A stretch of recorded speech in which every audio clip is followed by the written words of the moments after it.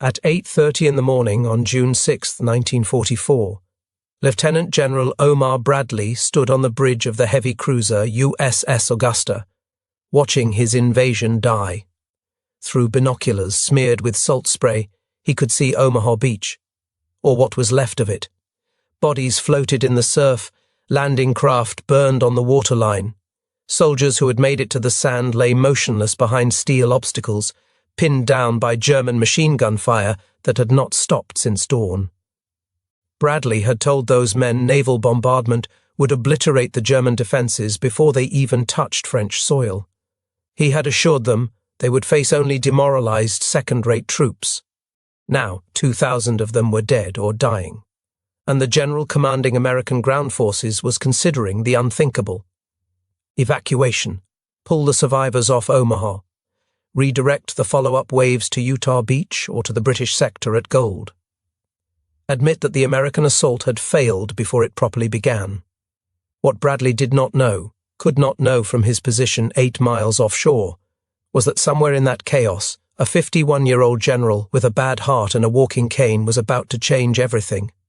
The British had doubted the Americans from the beginning. Field Marshal Alan Brooke, Chief of the Imperial General Staff and the professional head of the British Army, kept a diary throughout the war.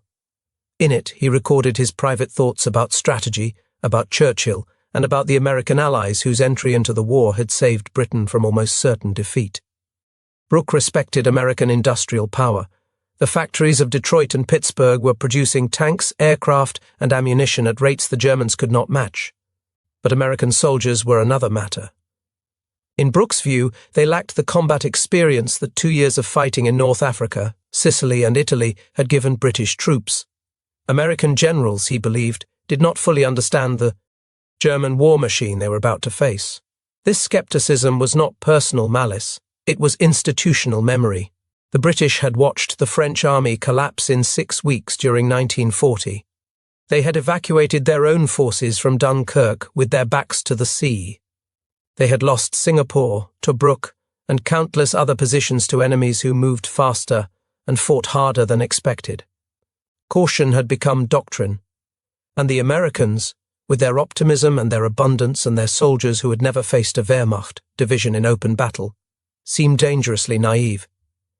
Prime Minister Winston Churchill shared these concerns. As late as February 1944, just 4 months before the invasion, he was still questioning the entire operation. "Why are we trying to do this?" he demanded in meetings. He proposed alternatives: Norway, the Mediterranean, the Balkans, anywhere but a direct assault on the most heavily fortified coastline in the world. The British preference was attrition, wear the Germans down through bombing, through peripheral campaigns, through letting the Soviets bleed the Wehrmacht on the Eastern Front. Only when German strength had been sufficiently reduced should the Allies risk a cross-channel invasion. The Americans disagreed. General George Marshall, the U.S. Army Chief of Staff, wanted concentration of force at the decisive point. Hit the enemy where it hurts most. End the war quickly. Stop the killing. This fundamental disagreement shaped every aspect of the invasion planning. The British wanted more time, more preparation, more certainty. The Americans wanted action.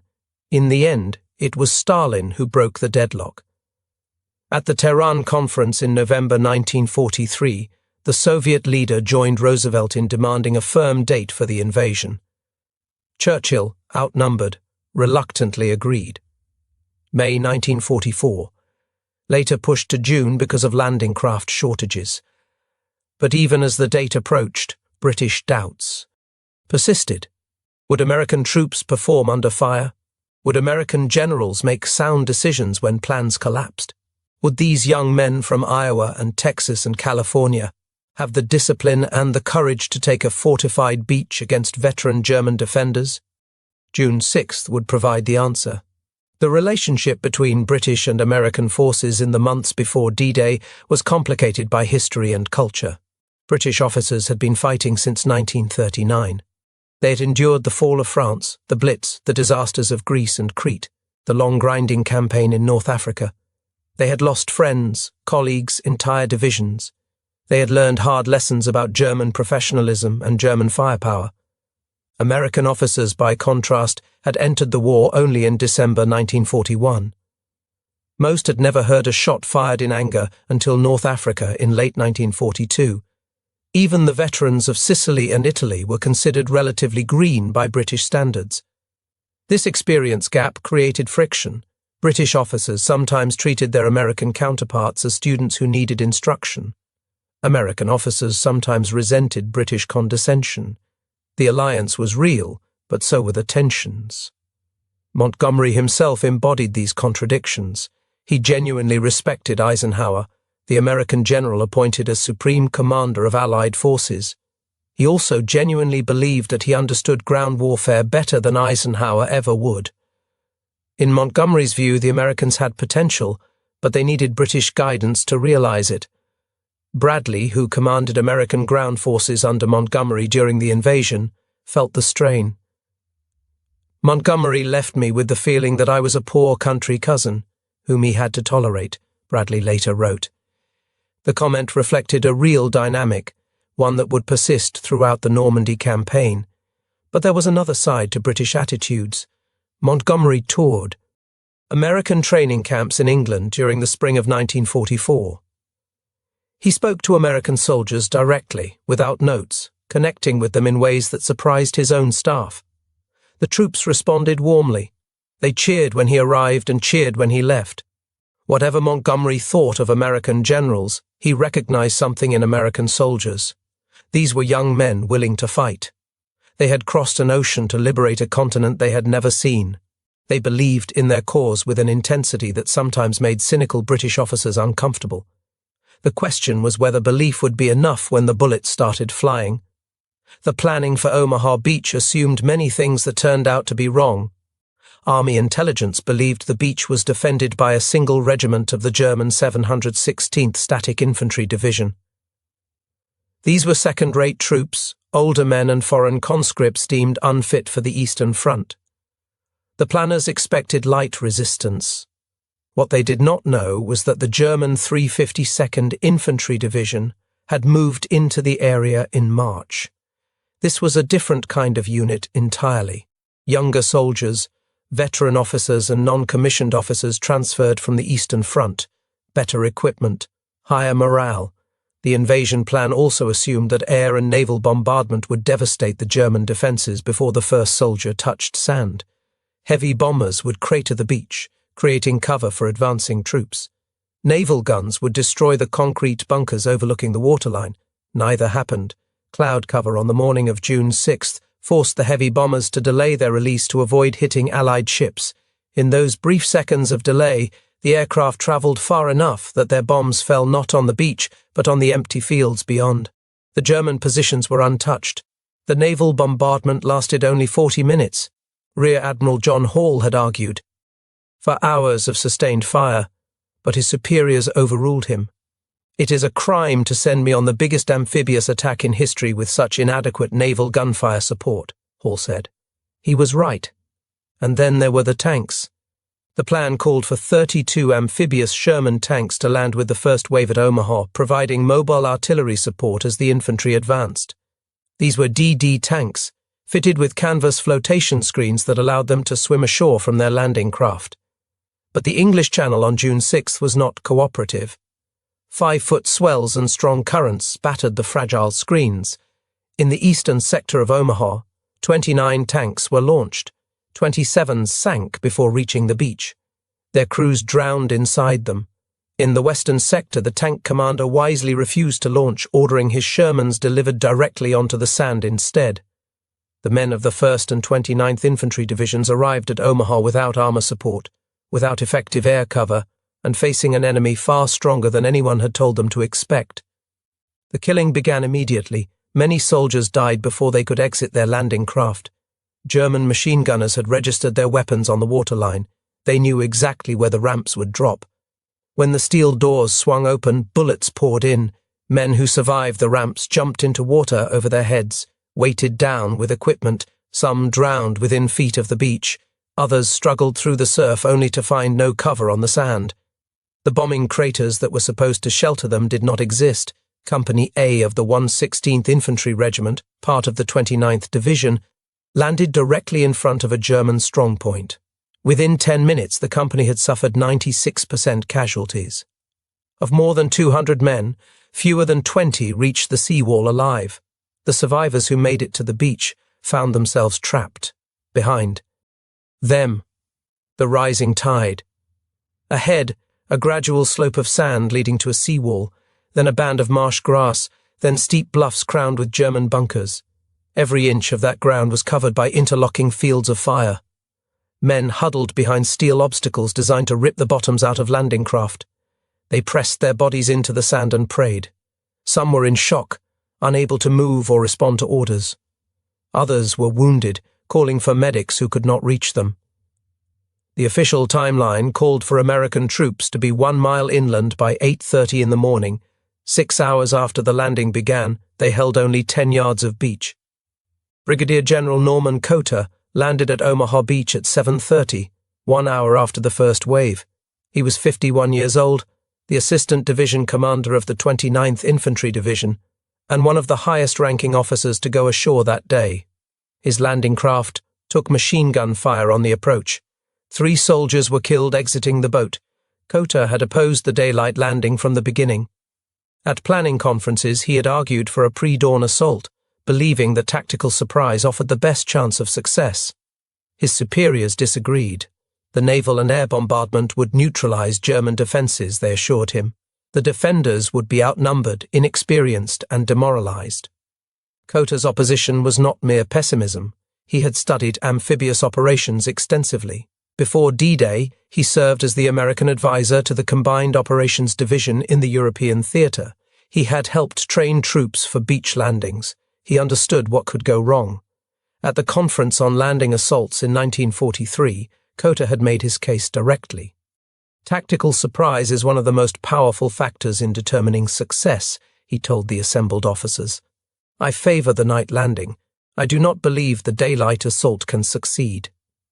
Other senior officers shared his concerns. Major General Leonard Jerrow, commander of 5th Corps, argued for the same approach.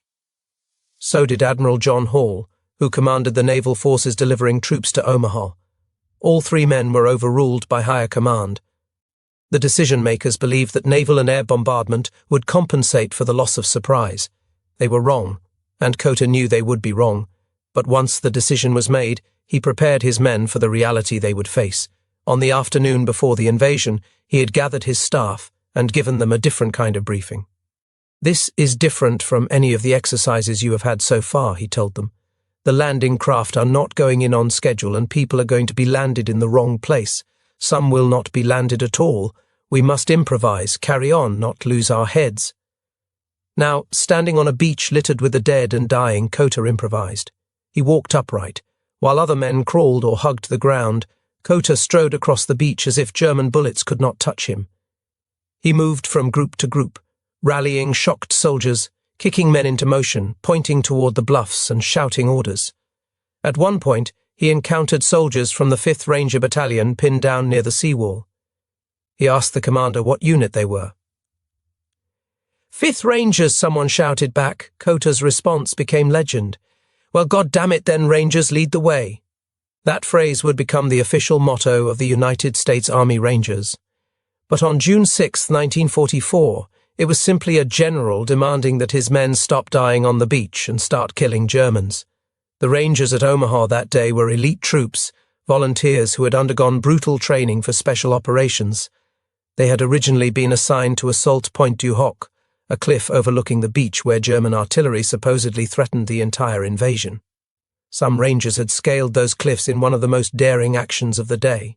But other Ranger units, including elements of the 2nd and 5th Battalions, had been redirected to Omaha when communications broke down. They landed expecting to link up with comrades at Point du Hoc and instead found themselves in the same killing zone as the infantry. The Rangers were better trained than most of the soldiers on the beach. They were in better physical condition. They had practiced assaulting fortified positions. But none of that mattered when you were pinned down behind a seawall with machine gun fire inches above your head. What Cotter offered was something training could not provide: leadership by example. A man willing to walk where others would not walk, to expose himself to fire that others avoided. The Rangers followed him not because of his rank, but because of what he did. A soldier nearby had a Bangalore torpedo, a long tube filled with explosives designed to blow gaps in wire obstacles. Kota ordered him to use it on the wire blocking the path up the bluff. The explosion opened a breach. The first man through was shot dead by a sniper. The soldiers behind him froze. Kota did not freeze. He walked into the breach himself, through the gap in the wire, and started climbing. When he looked back, men were following him. Not many at first, then more. Within hours, small groups of soldiers were pushing inland at multiple points along Omaha Beach. They did not follow the invasion plan because the invasion plan was dead. They followed sergeants and lieutenants and privates who decided that moving forward was better than dying in place. Colonel George Taylor of the 16th Infantry Regiment summarized the situation with brutal clarity. "There are two kinds of people who are staying on this beach," he told his men. "Those who are dead and those who are going to die. Now let us get the hell out of here." By late afternoon, the beach was no longer a killing field. It was a beachhead, narrow, fragile, purchased at terrible cost, but real. The Navy had saved them. When Bradley was contemplating evacuation, Rear Admiral Alan Kirk asked if the Navy could help break the stalemate. The answer was yes. Destroyers that had pulled back after the initial bombardment returned to the beachfront, closing to within 800 yards of the shore. This was dangerously close. The water was shallow. The destroyers risked running aground. They did not care. Rear Admiral Carlton Bryant radioed a general message from the battleship USS Texas. "Get on them, men, get on them. They are raising hell with the men on the beach and we cannot have any more of that. We must stop it." The destroyer captains responded with everything they had. They poured fire into German positions on the bluffs, targeting bunkers and machine gun nests that the aerial bombardment had missed. Some ships fired until their guns overheated. Others expended their entire ammunition supply. Colonel Stanhope Mason, Chief of Staff of the 1st Infantry Division, later credited the Navy with making survival possible. "I am firmly convinced that our supporting naval fire got us in," he said. "Without the gunfire, we positively could not have crossed the beaches." But gunfire alone did not clear Omaha. Men did. Men like Kota and Taylor and hundreds of unnamed sergeants and privates who decided to move. At Utah Beach, 15 miles to the west, a different kind of American leadership was on display. Brigadier General Theodore Roosevelt Jr. was 56 years old, the oldest man to storm the beaches on D-Day, and the only general officer to land with the first wave of troops. He walked with a cane because of arthritis from wounds suffered in the First World War. He had a heart condition that he had hidden from army doctors because he knew they would never clear him for combat. Roosevelt had requested permission to land with the assault troops 3 times. Twice his commanding officer refused. The third request, submitted in writing, was finally approved. Major General Raymond Barton, commander of the 4th Infantry Division, signed the paperwork fully expecting that Roosevelt would die on the beach. Roosevelt's written request explained his reasoning. "The force and skill with which the first elements hit the beach and proceed may determine the ultimate success of the operation," he wrote. "I believe I can contribute materially by going in with the assault companies. Furthermore, I personally know both officers and men of these advance units and believe that it will steady them to know that I am with them." This was not bravado. Roosevelt understood that soldiers fight better when they know their commander is sharing their danger. He had learned that lesson in the First World War when he led troops through some of the worst fighting on the Western Front.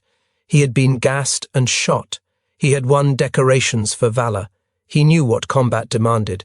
Between the wars, Roosevelt had pursued a political career. He served as Assistant Secretary of the Navy under President Harding.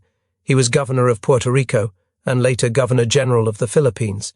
He ran for Governor of New York and lost. When the Second World War began, he was in his 50s and suffering from health problems that would have excused him from service. He did not want to be excused.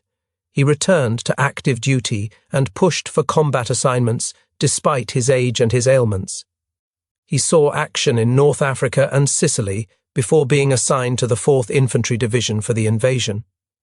The 4th Division was a different kind of unit than the 29th at Omaha. It was a regular army division, professionally staffed and intensively trained, but it too was facing its first major amphibious assault against prepared defenses. Roosevelt believed his presence would make a difference. He was right. He did not die. He landed in the wrong place. Strong currents pushed the first wave of landing craft nearly 2,000 yards south of their intended target.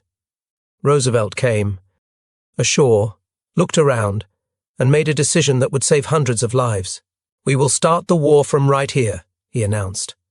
Instead of trying to move his troops to the original landing zone under fire, Roosevelt ordered them to advance inland from where they actually were. He personally reconnoitered the area, walking through German fire to identify routes off the beach. He stood at the water's edge as subsequent waves arrived, directing each unit to its new objective. His son, Captain Quentin Roosevelt II, landed that same morning at Omaha Beach. They were the only father and son to both come ashore on D-Day. Years later, General Omar Bradley was asked to name the single most heroic action he had ever witnessed in combat. He answered without hesitation: Ted Roosevelt on Utah Beach. Roosevelt received the Medal of Honor for his actions on June 6th. He died of a heart attack 5 weeks later, still in Normandy, still with his men. He never learned of the decoration. Field Marshal Bernard Montgomery commanded all Allied ground forces on D-Day. He was the most famous British general of the war, the hero of El Alamein, the man who had finally defeated Rommel in North Africa. Montgomery had overseen the final planning for Operation Overlord. He had expanded the invasion from 3 divisions to 5, insisting that the original plan was too narrow. He had visited American units in England during the months before the invasion, speaking to troops, building their confidence, and his popularity among American soldiers was genuine. But Montgomery was also watching June 6th with particular attention. The British beaches Golden Sword were his primary concern. The Canadian landing at Juneau fell under his command as well. American performance at Omaha and Utah mattered to him because failure there would expose his own flank. The news from Omaha during the morning hours was alarming. Montgomery knew that Bradley was considering evacuation. He also knew that pulling American troops off one beach and redirecting them to another would create chaos that could doom the entire invasion. Montgomery had an alternative in mind. If Omaha failed completely, he considered the possibility of diverting American Fifth Corps through Gold Beach, filtering them through the British sector to maintain the advance. But that option assumed British success. And on the British beaches, success was not yet certain. Gold Beach was assigned to the British 50th Division, the Northumbrians. These were veterans of North Africa and Sicily, experienced soldiers who knew what German fire sounded like. Their landing went better than Omaha, but not without cost. German artillery and mortar fire struck the assault waves hard. Several villages had to be cleared house by house. At Sword Beach, the British 3rd Infantry Division landed with the objective of capturing Caen, the largest city in the invasion zone. Caen was supposed to fall on D-Day. It would not fall for another month. German armour, specifically the 21st Panzer Division, launched a counterattack in the afternoon that threatened to split the British beachhead. Only the arrival of glider reinforcements turned the tide. Montgomery's plan to take Caen quickly had failed. His optimistic timeline was already in ruins by nightfall on June 6th, but the beachhead held, and on Omaha, against all expectations, the Americans had held too. The contrast between British and American performance on D-Day was not a simple story of one nation succeeding and another failing. Both armies faced determined German opposition. Both armies took heavy casualties. Both armies achieved their minimum objectives while falling short of their optimistic goals. But the character of the fighting differed. British operations were methodical. The 50th Division at Gold Beach advanced according to doctrine, using combined arms tactics developed over years of combat experience. Infantry worked with tanks. Artillery supported infantry. Air cover suppressed German positions. The advance was steady if not spectacular. American operations were chaotic. At Omaha, doctrine collapsed within minutes of the first landing. Units that were supposed to assault specific objectives never reached their designated beaches. Officers who were supposed to lead companies died in the surf.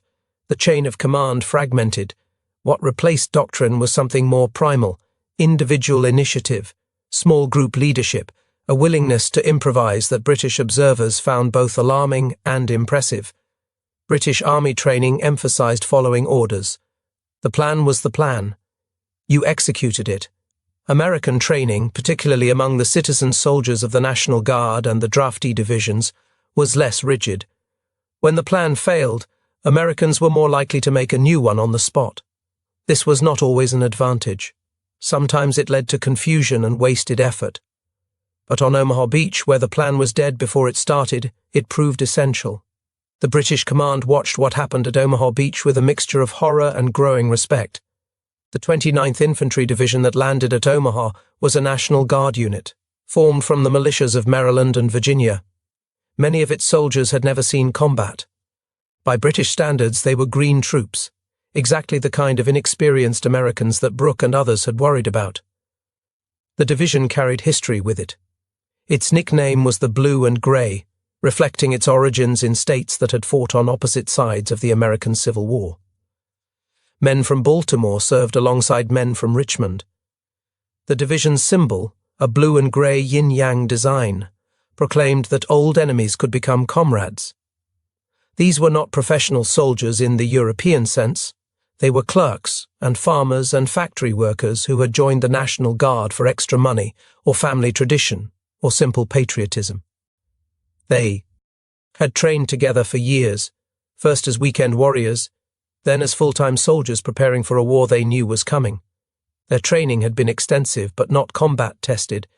They had practiced amphibious landings at Slapton Sands in England, a beach chosen because it resembled Omaha. They had rehearsed the assault plan dozens of times. They knew their objectives, their routes, their timing. None of it prepared them for what they found on June 6th. The 1st Infantry Division, the big red one, was different. These were veterans of North Africa and Sicily. They had fought Germans before. They knew what incoming fire sounded like. They knew what it felt like to watch friends die. The 1st Division landed alongside the 29th at Omaha.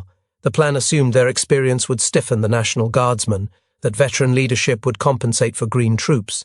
In practice, veterans died just as fast as newcomers.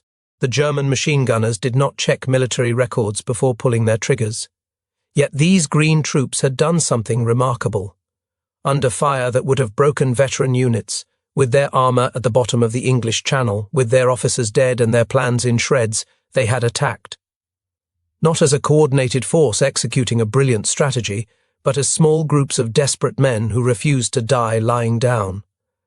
What struck British observers most was the sheer stubbornness of the American assault, a refusal to accept defeat even when defeat was the logical outcome, an almost irrational determination to keep fighting when any sensible army would have retreated. It was not elegant, it was not by the book, but it worked. Montgomery himself pinned the British Distinguished Service Order on General Cotter after the invasion. The DSO was one of Britain's highest awards for gallantry, rarely given to foreign officers. The citation recognized Cotter's leadership under intense fire, his role in rallying troops and his personal courage in leading men off the beach. This was not a routine decoration. This was the British military establishment acknowledging that an American general had performed with exceptional valor, that he had saved a critical moment in the invasion through pure force of will. Other British awards followed. American officers and enlisted men received decorations from the British government for actions on D-Day. These awards were not paperwork exercises. They represented genuine recognition from an ally that had entered the war skeptical of American capabilities and emerged from June 6th with new respect. The German perspective confirmed what the British observed. Defenders on Omaha Beach reported astonishment at American persistence. German soldiers in the bunkers watched wave after wave of landing craft deposit troops on the beach. They watched Americans walk into murderous fire, watched them fall, and then watched more come behind them. The attack made no tactical sense to the defenders. Yet the Americans kept coming. The defenders at Omaha had prepared thoroughly. German engineers had planted thousands of obstacles in the tidal zone. Steel hedgehogs designed to rip open landing craft, wooden poles topped with mines, concrete barriers, iron gates. The beach was a maze of death traps, Above the waterline, the Germans had constructed bunkers with interlocking fields of fire. Machine gun positions covered every approach. Mortar teams had registered their weapons on the most likely landing points. Artillery batteries stood ready to destroy anything that survived the initial assault. The soldiers manning these positions knew their jobs. Many had transferred from the Eastern Front, where they had fought the Red Army in conditions even more brutal than Normandy. They understood defensive warfare. They understood how to kill men who were trying to kill them. Heinrich Severloh was one of those soldiers, a machine gunner with the 352nd Infantry Division. He was stationed at a position called Wider Stands Nest 62, overlooking the Easy Red sector of Omaha Beach. On the morning of June 6th, he began firing at American soldiers wading through the surf. Severloh later claimed to have fired over 13,000 rounds that day, though historians view this figure with skepticism. What is certain is that he watched Americans fall by the dozens. He watched landing craft burn. He watched the attack falter and believed for hours that the defense would hold. The fire from positions like Severloh's was devastating. Every report reaching the Augusta painted the same picture. American forces were pinned down. Casualties were catastrophic. The beachhead was not forming. But the German defenders had a problem they did not fully appreciate. They were running out of ammunition faster than the Americans were running out of men. German commanders had expected that sufficient casualties would break the American assault. This was standard military logic. Every army has a breaking point, a level of loss beyond which soldiers will no longer advance. The German defenders at Omaha inflicted casualties that should have reached that point within the first hour. The breaking point never came. Individual Americans broke. Units disintegrated. Men froze or fled or died where they stood. But others took their places. The attack continued. Not because of superior strategy or firepower, but because enough Americans refused to stop. This refusal had consequences that extended beyond the tactical situation. German morale, already strained by years of fighting on multiple fronts, suffered a blow at Omaha that pure casualty figures cannot capture. The German soldiers at Omaha were good troops. They were well positioned, well armed, and well led.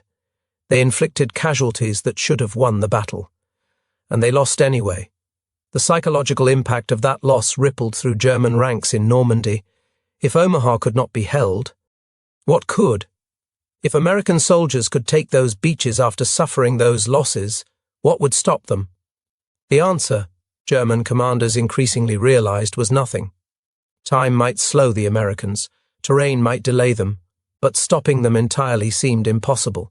They had too many men, too many tanks, too much ammunition, and they had something else, a willingness to absorb punishment that defied German expectations. Field Marshal Erwin Rommel had warned about this before the invasion. Rommel understood American industrial capacity. He knew that once the Allies established a beachhead, German defeat was only a matter of time. The battle would be decided on the beaches, he told his officers. If the Allies got ashore, Germany would lose the war. The Allies got ashore, Germany lost the war. By evening on June 6, the German 352nd Division had lost 20% of its strength. It had no reserves. The positions that had seemed impregnable at dawn were falling one by one to Americans who should have been dead. The implications of D-Day extended far beyond the beaches. For the British, June 6th forced a recalibration. American soldiers could fight, American generals could lead.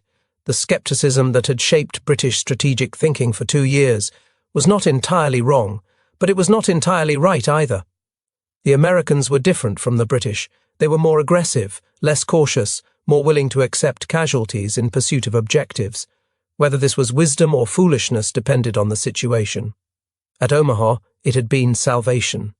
Field Marshal Brooke continued to criticize American tactics in his diary throughout the Normandy campaign. He thought they attacked along too broad a front, that they lacked the precision of British operations, that their logistics were wasteful. Some of these criticisms were valid, but Brooke also recorded respect. The Americans learned quickly. They adapted to the hedgerow, fighting that bogged down both armies in the weeks after D-Day. They developed new tactics, new equipment, new approaches. They did not repeat the same mistakes indefinitely. And they won.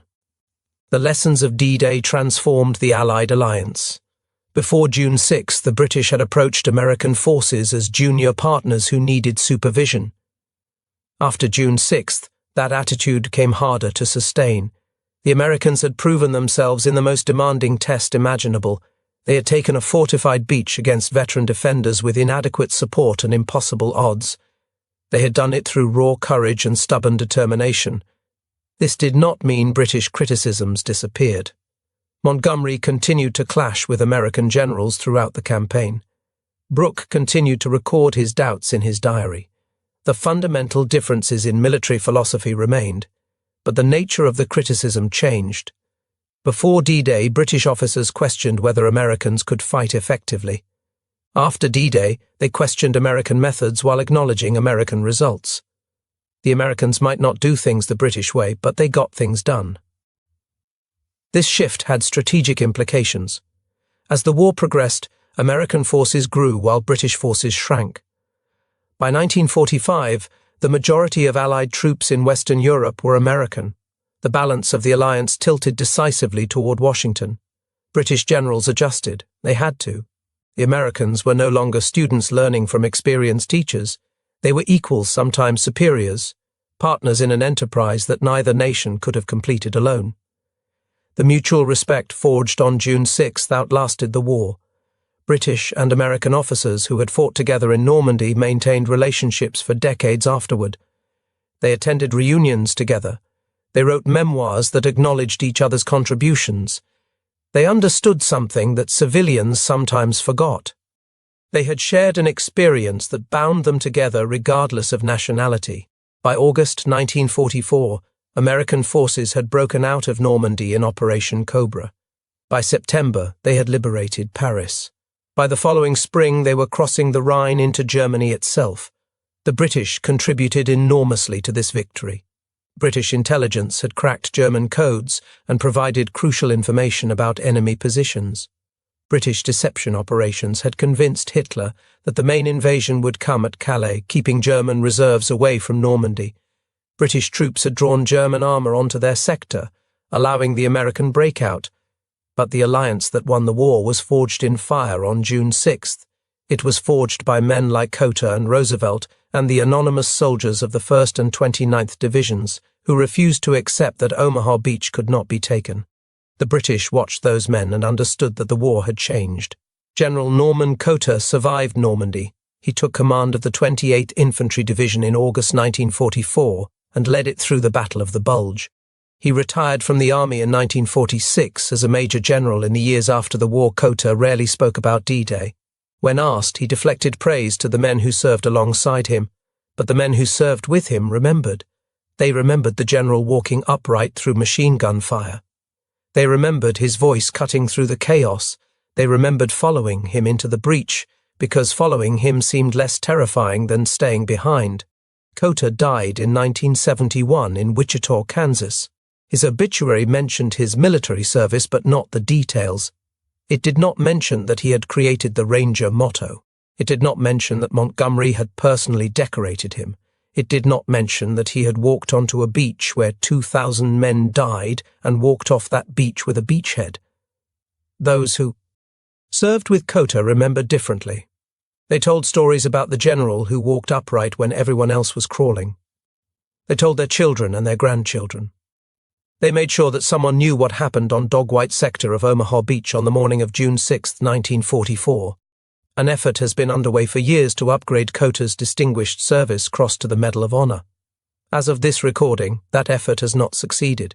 The paperwork moves slowly through bureaucratic channels. The witnesses are dead. The evidence is scattered. The men who fought at Omaha deserve more than medals. They deserve to be remembered for what they actually did, not as abstract heroes but as specific individuals who faced specific horrors and chose to fight anyway. That sentiment echoed across Normandy on June 6th.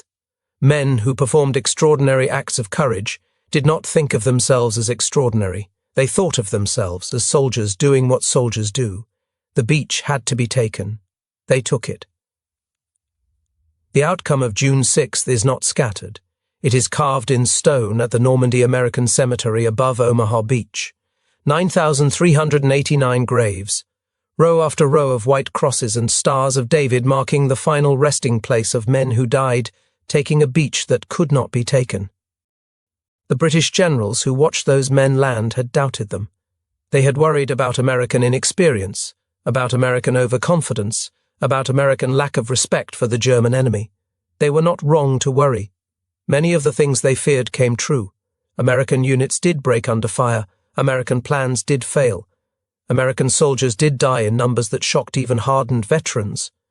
But the British generals also watched something they had not expected. They watched Americans who should have quit keep fighting. They watched green troops become veterans in a single morning. They watched an army that had never faced the Wehrmacht prove that it could take casualties and keep attacking, and they watched that army win. What the British said about American troops after D-Day was not uniform.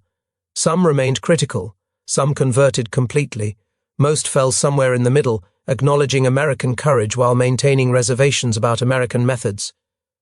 But none of them could deny what had happened on Omaha Beach. None of them could deny that the invasion had succeeded where it might have failed, that the beachhead had held when logic said it should not have held, that Americans had done something that morning that deserved respect. Montgomery gave Cotter the Distinguished Service Order. Brooke recorded American success in his diary alongside his criticisms. Churchill praised the Americans in his speeches to Parliament and meant what he said. The alliance between Britain and America was never perfect. The two nations fought together, but not always smoothly. They disagreed on strategy, on tactics, on priorities. They competed for glory and resources and credit. But on June 6, 1944, they shared a beach. And on that beach, under fire that killed thousands, they proved that their alliance could win the war. The British doubted the Americans. Then they watched the Americans fight. And after that, whatever doubts remained were tempered by something stronger. Respect. Theodore Roosevelt Jr. was buried in Normandy. His grave at the American cemetery overlooks Omaha Beach, not far from the position where his son came ashore on the same day he landed at Utah. The two are among the few father and son pairs to have fought together on D-Day. Roosevelt's Medal of Honor citation describes his actions in formal military language. It speaks of repeated leadership under fire, of personal reconnaissance through enemy positions, of disregard for his own safety. What it cannot capture is the image of a 56-year-old general with a cane walking calmly through German artillery. Fire pointing directions to terrified young soldiers, telling them that starting the war from the wrong place did not mean they could not win it. Omar Bradley, the general who had nearly evacuated Omaha Beach, went on to command the 12th Army Group, the largest American field command in history. By the end of the war, he led more than 1.3 million soldiers. He became a 5-star general of the army, one of only 5 men to hold that specific rank. Bradley never forgot what he witnessed on June 6th. In his memoirs and his interviews, he returned repeatedly to Omaha Beach. Every man who set foot on Omaha Beach that day was a hero, he wrote. The statement was not false modesty. Bradley had seen what those men did. He knew what it cost. Montgomery returned to England after the war as a national hero. He served as chief of the Imperial General Staff and later as Deputy Supreme Allied Commander of NATO. His reputation fluctuated over the decades as historians debated his decisions in Normandy, but his role in planning and executing D-Day remained central to his legacy. The alliance between Britain and America that was tested on June 6th continued long after the guns fell silent. NATO bound the two nations together through the Cold War and beyond. The cooperation forged in 1944 became the foundation of Western security for generations. If this story moved you, please take a moment to like this video and share it with someone who cares about history. Subscribe to stay connected with these untold stories from the Second World War. Each one matters. Each one deserves to be remembered. Leave a comment below and tell us where you are watching from. Our community spans the globe, from veterans to history enthusiasts, and we are honored to have you here. Thank you for watching. Thank you for remembering.